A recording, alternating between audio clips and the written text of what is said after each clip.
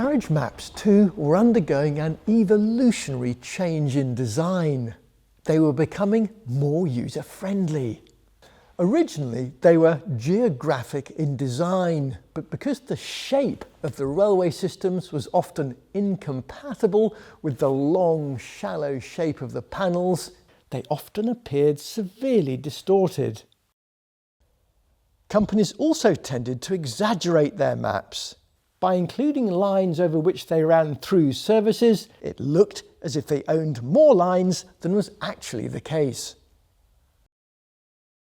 The pioneering of modern diagrammatic maps has often, wrongly, been solely attributed to the draftsman Harry Beck, who worked for London Transport during the immensely creative and successful reign of Frank Pick. Beck designed the diagrammatic maps of the London Transport system, which were issued in 1933, and these were certainly models of clarity and led to a much more understandable display for the passenger.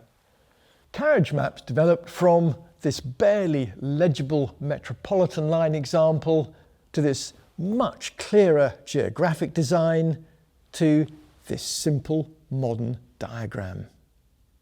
These, however, were not the first diagrammatic maps. George Dow, working for the LNER, had already produced diagrams back in 1928, the first modern network diagrams to be issued.